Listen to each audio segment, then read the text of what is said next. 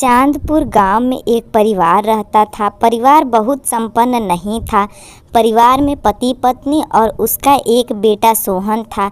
सोहन पढ़ाई में बहुत तेज था और यह देखकर उसके माता पिता बहुत खुश हो गए थे और उसे हर चीज़ देने की कोशिश करते थे जिससे उसकी पढ़ाई अच्छे से हो सके। एक दिन, अजी सुनो, गर्मी आ गई है और सोहन को पढ़ाई में बहुत परेशानी होती है। फिर क्या करे, कूलर तो मैं नहीं ला पाऊंगा, मेरे पास इतने पैसे नहीं है। क्या करे, क्योंकि इतनी गर्मी में पढ़ाई करना उसके लिए बहुत मुश्किल हो जाएगा। पापा सोच में पड़ जाते हैं, अब क्या करें। आप एक काम करिए, अभी पंखा ले आइए जिससे उसको आराम होगा। हाँ, ये ठीक है, इससे उसे पढ़ाई करने में तकलीफ नहीं होगी। थोड़ी देर में सोहन स्कूल से आता है। जैसे ही उसे ठंडी हवा लगती है और वह छत पर देखता है, खुश हो जाता है। Mummy mummy. हाँ बेटा। पंखा। अरे बेटा, गर्मी बहुत होने लगी थी ना, इसलिए तुम्हारे पापा लेकर आए हैं ये पंखा।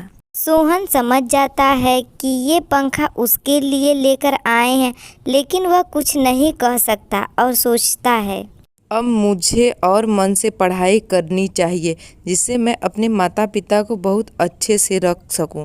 मम्मी भूख लगी है। हाँ बेटा, खाना तैयार है, आ जाओ।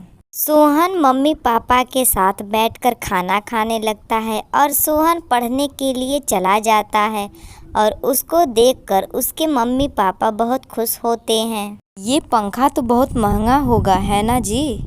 है तो महंगा, लेकिन मुझे ये बहुत सस्ते में मिल गया। वो कैसे जी? ये एक कबाड़ी वाला बेच रहा था तो मैंने उसको देखा और उससे खरीद लिया। अच्छा, ये तो बहुत अच्छा हुआ, फिर तो आपने बहुत ही अच्छा काम किया। लेकिन ये पंखा हवा भी तो अच्छा दे रहा है।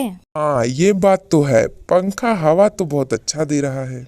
अब शाम हो गई है। सोहन थोड़ी देर खेलने भी जाता है तो शाम को वह खेल कर घर आता है। तभी, अरे सोहन, ये चोट कैसे लगी बेटा?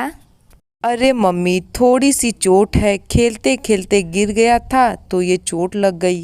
रुको, मैं अभी पंखा चलाती हूँ और दवा भी लगा देती हूँ चोट पर। ऐसे ही पंखा चालू करके मम्मी दवा लेने जाती है। सोहन कहता है, मम्मी मेरी चोट कहाँ गई, ये तो गायब हो गई। सोहन और मम्मी चौंक जाते हैं कि अचानक ये जादू कैसे हुआ। जब पापा घर पे आते हैं, सोहन और मम्मी उनको बातें बताती हैं और वो भी सोच में पड़ जाते हैं कि लेकिन ऐसा हुआ तो हुआ कैसे, समझ में नहीं आता है। सब सो जाते हैं। अचानक रात को एक आवाज आती है। हवा अच्छी आ रही है, हवा आ रही है ना, हवा अच्छी आ रही है। मम्मी, ये कैसी आवाज थी? बेटा, शायद बाहर से ये आवाज़ आ रही है। तुम सो जाओ और तुम्हारे पापा तुम्हारे पास है ना। सोहन सो जाता है, लेकिन मम्मी पापा पूरी रात जागते रहते हैं। उनको कुछ समझ नहीं आता क्या हो रहा है। अगले दिन, आज आप गए नहीं काम पर? हाँ, आज थकान हो रही है और मुझे नींद भी आ रही है।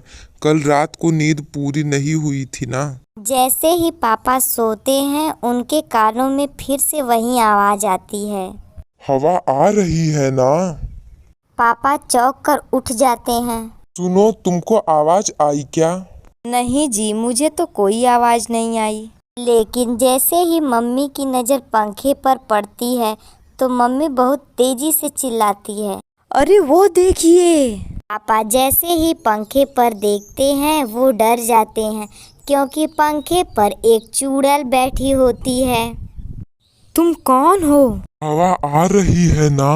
ही ही ही ही ही ही। और चुड़ैल गायब हो जाती है। मम्मी पापा डर जाते हैं और मंदिर में जाते हैं और सोहन को भी स्कूल से लेकर जाते हैं।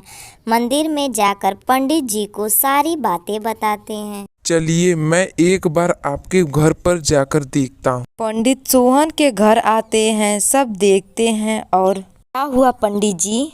ये अब यहाँ से नहीं जाएगी, यहीं रहेगी। लेकिन क्यों पंडित जी?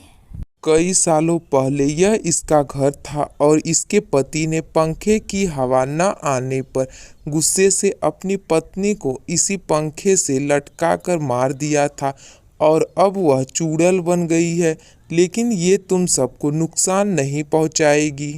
इसको मुक्ति नहीं मिल सकती।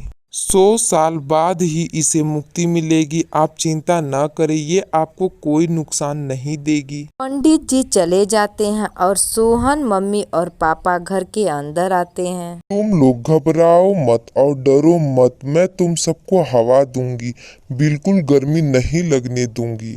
थोड़े दिनों में सबकी उसी चुड़ैल के साथ रहने की आदत हो जाती है। अगर हमारी यह कहानी आप लोगों को पसंद आई तो प्लीज़ हमारे चैनल को लाइक करें, सब्सक्राइब करें और ज़्यादा से ज़्यादा इसे शेयर करें। धन्यवाद।